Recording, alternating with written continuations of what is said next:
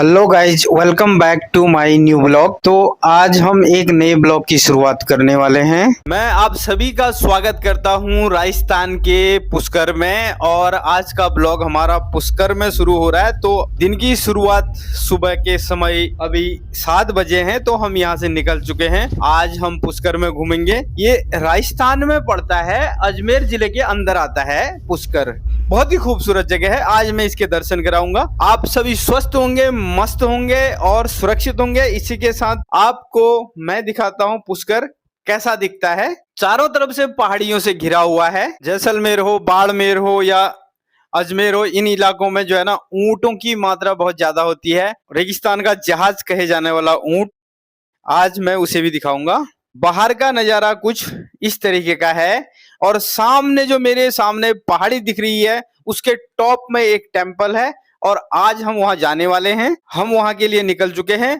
Basically Rajasthan का ये area जो है ना थोड़ा रेतीला है। यहाँ पर काफी रेत होता है। बाकी जगहों में हमें इतना सारा रेत नहीं दिखा, पर यहाँ पर बहुत सारा रेत है। चारों तरफ से पुष्कर पहाड़ियों से घिरा हुआ है। इसके चारों तरफ ऊंचे ऊंचे पहाड़ हैं और बीच में ये शहर स्थित है और बहुत ही खूबसूरत शहर है। आज का हमारा पूरा दिन यहीं पर जाने वाला है। तो यहाँ हम अपने दिन की शुरुआत करके निकल चुके हैं। भाई यहाँ भी ना हरियाली बहुत ज्यादा है। और पुष्कर वैसे फेमस है, यहाँ पर ब्रह्मा जी का मंदिर है और आज हम ब्रह्मा जी का मंदिर देखने वाले हैं। उसके बाद ब्रह्म सरोवर भी देखेंगे और वो भी मैं आपको दिखाऊंगा। बहुत ही फेमस है पुष्कर में। और फिर जाएंगे हम एक जगह एडवेंचर करने के लिए, वहां पूरा रेत होता है। गाइज कल हम थे खाटू श्याम में और खाटू श्याम मंदिर के दर्शन करने के बाद आज पहुंचे हैं यहाँ पे। ब्रह्मा जी के खास तौर पर मंदिर के दर्शन करने के लिए यहाँ पर आए हैं। बाकी और मंदिर में हम जाएंगे, मैं आपको ये सारा पूरा दिखाऊंगा आज कहाँ कहाँ हम विजिट करने वाले हैं। खाटू श्याम जी से यहाँ का जो है ना पूरा, आपको अगर पुष्कर पहुंचना होगा तो पुष्कर आने के लिए आपको 4.5 घंटे लगते हैं। क्योंकि यहाँ पर ना रोड थोड़ी सी कहीं कहीं पर खराब थी और कहीं पर बहुत अच्छी थी, इसीलिए थोड़ा सा ना हमें ज्यादा समय लगा। भाई जो सामने पहाड़ी में जाना है हमें, और उस पहाड़ी में ना टेम्पल है और उसके दर्शन करने हैं, तो चलते हैं। गाइज अगर पुष्कर की बात करें ना, ये राजस्थान में जो पुष्कर नाम की जगह है, ये अपनी पवित्र पुष्कर लेक के लिए दुनिया भर में फेमस है। यहाँ पर एकमात्र ब्रह्मा टेम्पल है और हर साल यहाँ पर ना रंग बिरंगे जो ऊंट लाए जाते हैं उनका मेला लगता है। और ऊंटों के मेले के लिए ना बहुत ही फेमस है पुष्कर। और इसको जो है ना हिंदुओं के सबसे पुराने और पवित्र तीर्थ स्थान के रूप में इस शहर को गिना जाता है पुष्कर जो है ना। अगर हम इसकी विशेषता के ऊंट भाई साहब ना मेरे सामने खड़े हैं और बड़े आराम से खड़े हैं ये। और ब्रह्मा जी का यहाँ मंदिर है और जगत पिता ब्रह्मा जी जो है ना सबसे प्रमुख और इकलौता प्राचीन मंदिर, अगर इसके दर्शन करने हैं तो ये जो है ना आपको राजस्थान में ही मिलेगा। पुष्कर झील सबसे पवित्र झील है और वहां घाट बने हुए हैं, आप नहा सकते हैं। यह पवित्र झील चारों तरफ से ना पहाड़ियों से घिरी हुई है और इसके किनारे में 52 सुंदर घाट बने हुए हैं। और कार्तिक पूर्णिमा पर यहाँ स्नान करना बहुत ही पवित्र माना जाता है। शहर मेरे सामने है, वो कुछ इस तरीके का दिखता है, देख रहे हो। इस शहर के चारों तरफ ना पहाड़ियां ही पहाड़ियां हैं। कहीं पर बहुत ऊंचे पहाड़ हैं, कहीं पर थोड़े से छोटे छोटे पहाड़ हैं। भाई पूरे चारों तरफ से पहाड़ों से घिरा हुआ है। और ये देखो मेरे सामने ना वो ऊंचा सा पहाड़ है, एक बहुत ही ऊंचा है। और यहाँ और आपको ऊंट ना यहाँ पर हर जगह मिलेंगे। कुछ ऊंट लेटे हुए हैं, कुछ ऊंट खड़े हैं। और यहाँ पे ना जगह जगह बहुत सारे मंदिर बने हुए हैं। बहुत ही खूबसूरत है, बहुत ही अच्छा है, पुराना शहर है। विश्व प्रसिद्ध ये है ब्रह्मा झील। देखो मेरे सामने है ब्रह्मा झील और यहाँ के घाटों को भी मैंने आपको दिखाऊंगा। और ये जो झील है ना ब्रह्मा जी की, ये इसी झील में हर साल कार्तिक महीने में यहाँ एशिया का सबसे बड़ा ऊंट और पशु मेला लगता है। इसमें स्थानीय लोक नृत्य, संगीत और विदेशी पर्यटकों की बहुत भारी भीड़ होती है। और आगे मेरी ना यहाँ पर है पुष्कर की मार्केट, और मार्केट भी बहुत अच्छी है। पुष्कर को राजस्थान का गुलाब उद्यान भी कहा जाता है। यहाँ गुलाबों की खुशबू और इत्र पूरी दुनिया भर के लिए बहुत ही फेमस है। देखो सावित्री मंदिर का रास्ता और ब्रह्मा जी का मंदिर मेरे सामने ही है। और यहाँ पर अगर आप आ रहे हैं ना, ब्रह्मा जी के दर्शन कर रहे हैं, इस झील पर नहाना बहुत ही अनिवार्य है। और यहाँ से नहा के ही आप ऊपर ब्रह्मा जी के दर्शन कर सकते हैं। और माता सरस्वती भी हैं और उनके भी दर्शन कर सकते हैं। हमने यहाँ पर नहा लिया है और नहाने के बाद अब हम ऊपर जाएंगे ब्रह्मा जी के दर्शन करने के लिए। सामने थोड़ा सा ऊपर जाना पड़ता है, नीचे झील है और ऊपर मंदिर है, तो थोड़ा सा जो है ना मंदिर और झील के बीच में डिस्टेंस है, तो इस हिसाब से जो है ना वहाँ जाना पड़ता है। जिस शहर के बारे में एक और विशेषता बता दूं, यह शहर पूरी तरीके से ना शाकाहारी है और यहाँ का शांत व आध्यात्मिक वातावरण पर्यटकों को बहुत ही आकर्षित करता है। यहाँ पर ना मांस मदिरा कहीं आपको मिलेगा ही नहीं इस एरिया में। इसकी सबसे बड़ी विशेषता मेरे को सबसे अच्छा यही लगा। मतलब गाइस, अगर हम बात करें यहाँ घूमने की जगहों के बारे में, तो पुष्कर में घूमने के लिए ना पवित्र पुष्कर झील है और बावन घाट है, एकमात्र ब्रह्मा जी का मंदिर है, पहाड़ियाँ हैं, सावित्री माता का मंदिर है और यहाँ पर ना ऊंट डेजर्ट का भी आप आनंद ले सकते हैं। मेरे सामने ये ब्रह्मा जी का मंदिर है, तो आइए अब करते हैं ब्रह्मा जी का दर्शन। गाइस, यहाँ पे मंदिर में ना आप वीडियोग्राफी नहीं कर सकते, ये अलाउ नहीं है। कई जगह बोर्ड भी लगा रखे हैं, तो इसलिए मैंने मंदिर में वीडियोग्राफी नहीं करी और साइड में ही जो है जितना मैं दिखा सकता था साइड से मैंने उतना ही दिखाया। और मैंने कर लिए हैं माता सरस्वती और ब्रह्मा जी के दर्शन और अब हम यहाँ से निकलते हैं, क्योंकि यहाँ भी बहुत भीड़ है और मंदिर के चारों तरफ ना बहुत भीड़ है, बहुत ज़्यादा भीड़ है यहाँ पर भी। अब हम बाहर को निकलते हैं और बाहर निकलने के बाद अब शहर में जाएंगे बाहर। मंदिर दर्शन के बाद अब हम निकलते हैं बाहर को और यहाँ से हम जाएंगे आज। यहाँ ज़्यादातर डेजर्ट होने के बाद भी ना लोग खेती करते हैं और बहुत अच्छी फसल भी होती है। देखिए कुछ इस तरीके का है पूरा, और ऊँट ही ऊँट मिलेंगे आपको हर जगह पे, और रेत के ना बड़े बड़े से टीले होते हैं और उन टीलों पर ना रेत जमी रहती है पूरी तरीके से, और वो इधर उधर ये ऐसी रेत होती है, ये वाली रेत जो होती है ना ये ऐसी होती है कि ये शरीर पे ना चिपकती नहीं है, जैसे आप हाथ से छुएंगे तो एकदम से। और यहाँ पे ना मड हाउस बने हुए हैं बहुत ही सुंदर, इस पूरी एरिया में बना रखे हैं, कितने खूबसूरत है मड हाउस। ऊपर से इनमें ना सौर ऊर्जा लगा रखी है, सौर ऊर्जा से शायद ये चलते हैं, इसमें लाइट जलती है।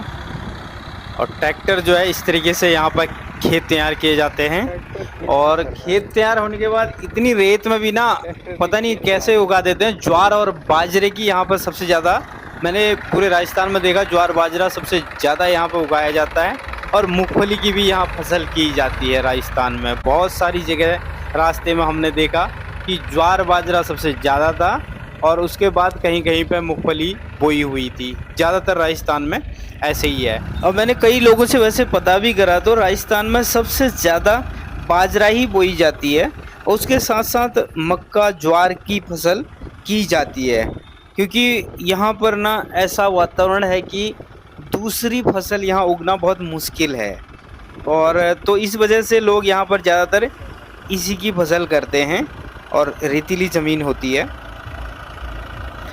और इधर आप देखेंगे ना ये सारे खेत ना इसी तरीके के हैं कि ज़्यादातर लोगों ने बाजरा बो रखी है, और कहीं पर बाजरा इतनी बड़ी बड़ी हो चुकी है, अब ये तैयार हो रही है, और उसके बाद कहीं पे ना लोग बो रहे होते हैं, लगा रहे होते हैं। तो अलग अलग जगह का अलग अलग सिचुएशन है। हम ज़्यादातर जैसे खाटू श्याम की तरफ गए थे, तो वहाँ खाटू श्याम में फसल कुछ इस तरह की थी, और अजमेर साइड में हम अगर गए तो अजमेर या पुष्कर में वहाँ पर लोग ना उसको बो रहे थे, मतलब इस टाइम पर खेत जोत रहे थे। गाइज, आप लोगों का बहुत सारा सपोर्ट मिल रहा है, इसी तरीके से अपना सपोर्ट बनाए रखें।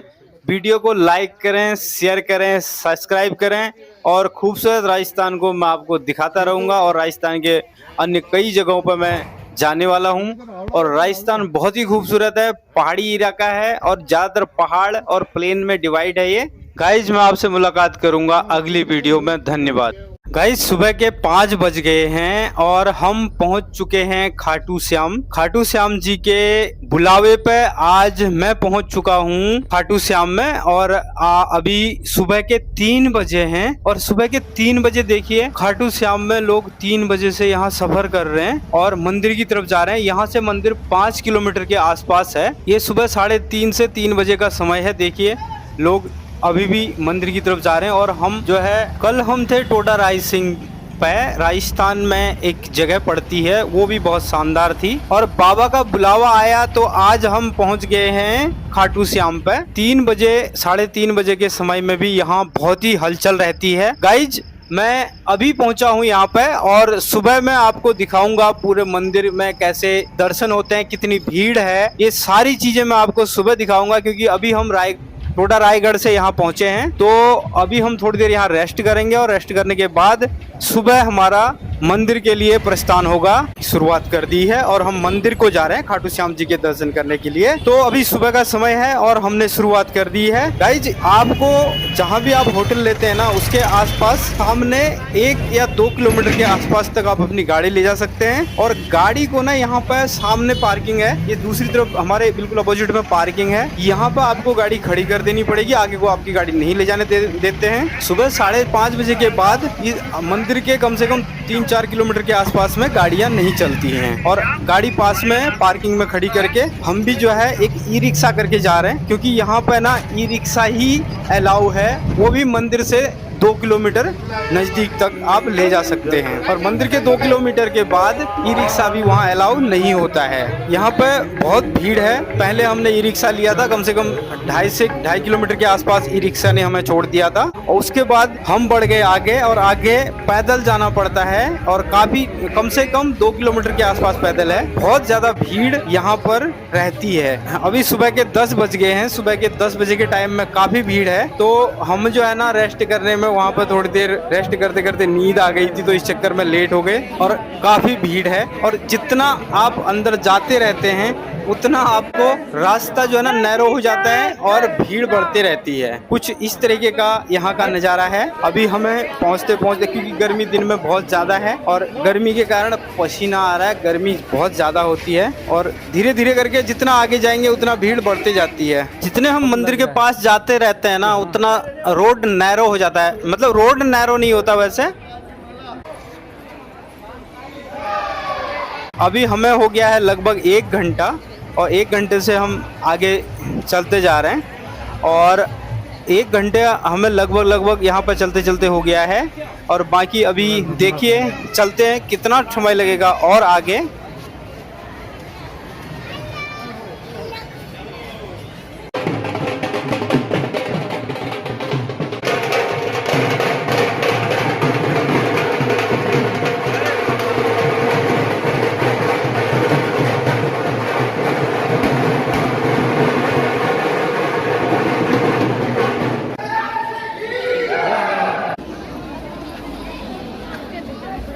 गाइज, यहाँ पे है बहुत सारी भीड़। शायद मुझे लग रहा है मंदिर के हम बहुत पास पहुँच चुके हैं। और यहाँ से थोड़ा सा मतलब रोड भी ना नैरो हो चुका है बहुत ज़्यादा, या नैरो हो चुका है या पब्लिक बहुत ज़्यादा आई हुई है आज। और मुझे लग रहा है ना थोड़ा सा आगे लोग ना पानी भी दे रहे हैं लोगों को, क्योंकि आज मौसम साफ है और गर्म हो रखा है और गर्मी भी है वैसे, और भीड़ के साथ साथ। पर महसूस कुछ नहीं हो रहा है, क्योंकि बाबा के हमने दर्शन कर रहे हैं। तो बाबा के बुलावे पे जो यहाँ पर ना लोगों की कहावत है कि हर कोई यहाँ नहीं जाता, जब बाबा बुलाते हैं ना, और बाबा के बुलावे पे ही यहाँ पर आदमी जा सकता है। तो मुझे लगता है कि आज हमें बाबा ने बुला लिया है और हम यहाँ पहुँच गए हैं। कम से कम हमें 3 किलोमीटर हो गया लगभग पैदल चलते हुए। कुछ भी नहीं लग रहा है और बहुत अच्छा फील आ रहा है।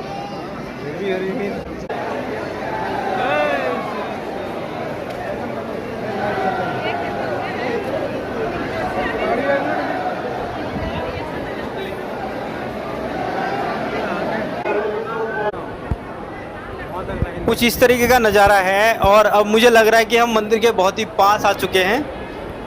अब ज़्यादा दूर नहीं है, बाबा के दर्शन आज हो जाएंगे हमें, पक्का मुझे अब यकीन है। क्योंकि अब हम बहुत ही पास पहुंच चुके हैं। इतने बड़े बड़े फैन लगे पड़े हैं और सामने है बाबा, मंदिर बिल्कुल सामने है। हम लोग बिल्कुल मंदिर के पास पहुंच चुके हैं। बिल्कुल मेरे सामने मंदिर बिल्कुल दिखाई दे रहा है एकदम से। यह महल अपने अनूठे 9 हाथ के लंबे छज्जों के लिए पूरे क्षेत्र में प्रसिद्ध है। यहाँ ऐतिहासिक कस्बों में हार्डी रानी की बावड़ी समेत कई प्राचीन बावड़ियां और जल स्रोत हैं।